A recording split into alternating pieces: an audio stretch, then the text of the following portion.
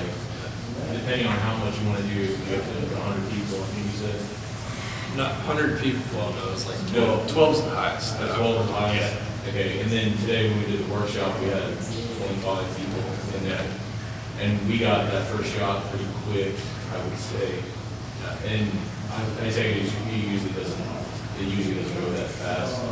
It depends. Like if I was sitting there modeling, like it takes a week. It takes about a week to do, or not even a week, maybe 3 days to do assets, and just like we did today. I mean, we got our assets. Yeah, an hour and a half. Yeah. Yeah, but people that had never touched a software before, which John walked around and introduced them to the software. And Maya. Yeah, and Maya. Soft Maya. Just amazing to go in there and see them pick it up and actually have the courage to try something new. But how does a previous team compare to a final render? Like when you have the final move? Yeah, I would say, I don't know, it's very similar, but it's like you got guys that are super, like what y'all did on the submarine or the little chariot that you made. Yeah. You would be like on that for like 2 or a week, you know, just making that perfect, you know, making it look good, and then you send it off to a guy. It's just like a couple levels of like detail and making it work, making it work. 10 other people, making sure every 10 of those people know how it works, and you know, through the whole process, the render guy at the very end, make sure it works for him. It's just more connections. It's a little bit more detail. But like to answer your question, Chris, as well as like a technical direction team on the same film, there could be 30 people. On Jimmy, there were about 30 lighters at the end, and it's almost like a Ford assembly line.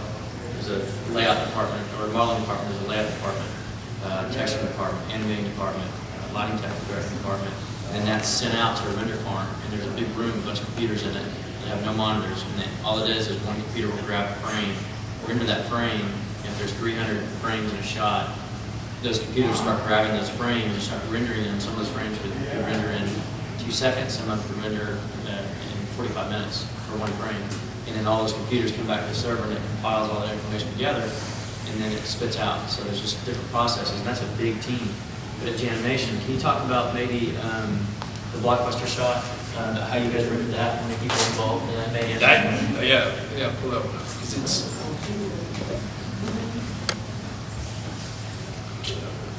That one's a little bit different because that was tailored for Blockbuster. We were trying to get awarded a job. And myself and Greg Punchatz spent Saturday and Sunday.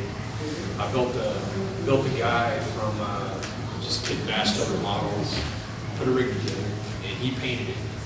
And we had 2 guys go out and shoot over here at the Blockbuster off of 75. And they brought back the footage, they cleaned it up, and they tracked it for us. And we put in, it was a real quick test. It was like a 2-day test. And we had a team of like 10 guys, like help finish that off. We had like 2 render guys that took that, got it all like baked it down, got it clean, got it fast, and then spit it through the render assembly line and spit it out. And we were awarded the job that next couple of days. So that was like tailored for that. So it's kind of different. But like that heart, for example, that was a team of that's about a 10, 12-man team. To go through the whole process. I did the camera move, did all the modeling on the heart, did all the animation, all that stuff, and then that was handed off to, like the storyboards, concept art for how that might look. Just kind of do everything at a smaller company. And then from there, they pass it on to a guy that would paint it, made it all like glisten and like, juicy looking, whatever.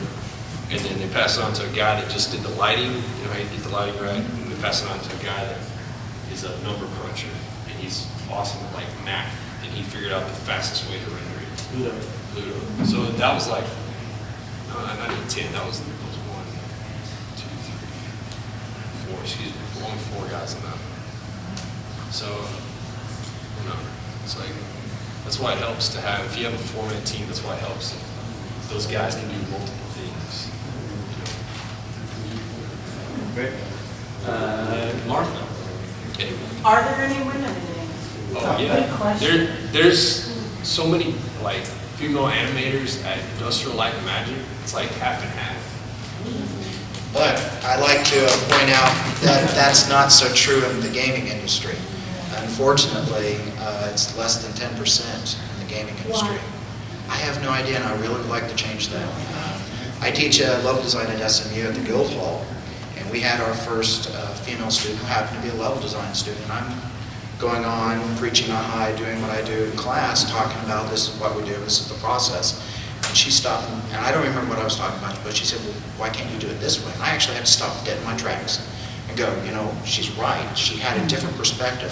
And that's one of the first things I started learning, is that women do have a different perspective on games in particular.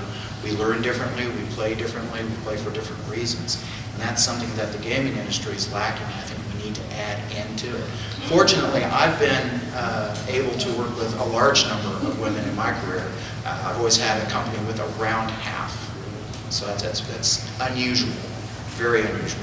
Tony, what about you? Yeah, but if you're looking at the demographics, as far as male, female gamers, it's actually changing, not just with females and males, but also age range. Older people are actually getting into games with these online worlds and whatnot. So it's really about the demographics starting to change, and once that starts to change, you know, females will start to infiltrate more of the industry. I mean, it's just a different perspective. So. And it comes down to the talent, I think. The talent. You know, here we are. You know, this is at Richland College. We teach interactive simulation and game technology. This evolving technology. The sky's the limit. And you have these 4 people up here that have 4 drastically different talents. And but on the side of, you know, the demographics, you have females that have, you know, great illustration, you know, skills. And those people need to apply for those jobs. And hopefully that will increase over time, because if they have the talent, then I don't care if you're pink, purple, blue, polka dotted, you know, if you want to draw, you know.